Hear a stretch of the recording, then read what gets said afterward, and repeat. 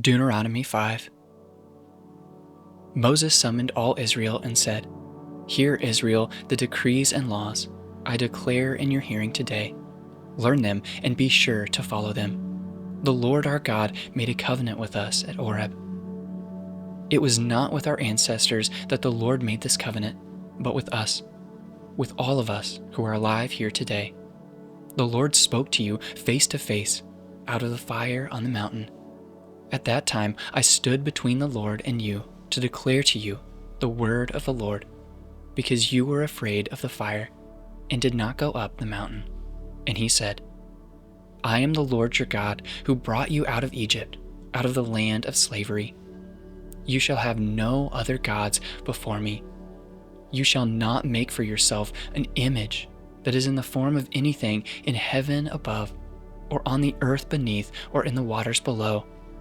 You shall not bow down to them or worship them, for I, the Lord your God, am a jealous God, punishing the children for the sin of the parents to the third and fourth generations of those who hate me, but showing love to 1,000 generations of those who love me and keep my commandments.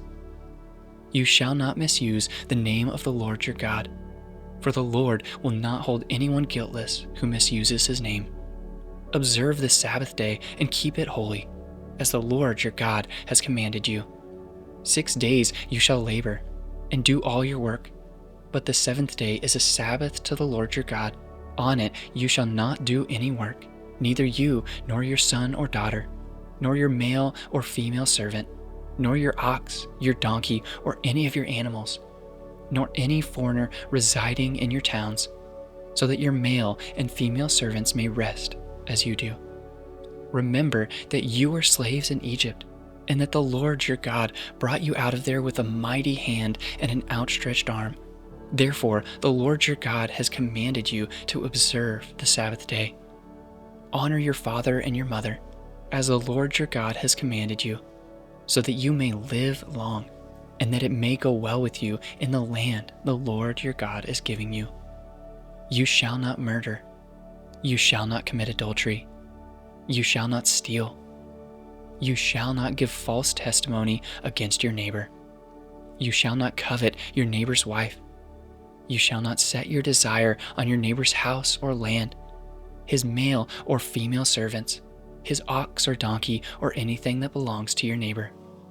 All these commandments the Lord proclaimed in a loud voice to your whole assembly there on the mountain from out of the fire, the cloud, and the deep darkness, and he added nothing more.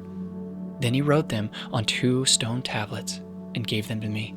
When you heard the voice of the darkness, while the mountain was ablaze with fire, all the leaders of your tribes and your elders came to me, and you said, "The Lord our God has shown us his glory and his majesty, and we have heard his voice from the fire.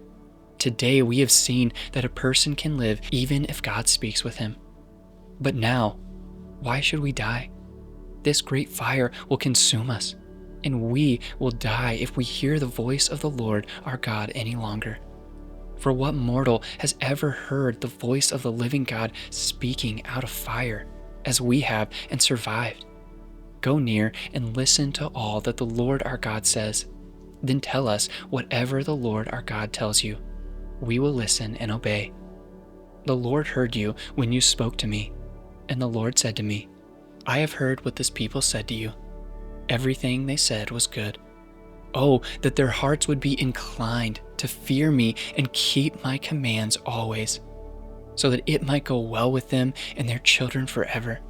Go, tell them to return to their tents, but you stay here with me, so that I may give you all the commands, decrees, and laws you are to teach them to follow in the land I am giving them to possess. So be careful to do what the Lord your God has commanded you. Do not turn aside to the right or to the left. Walk in obedience to all that the Lord your God has commanded you, so that you may live and prosper and prolong your days in the land that you will possess."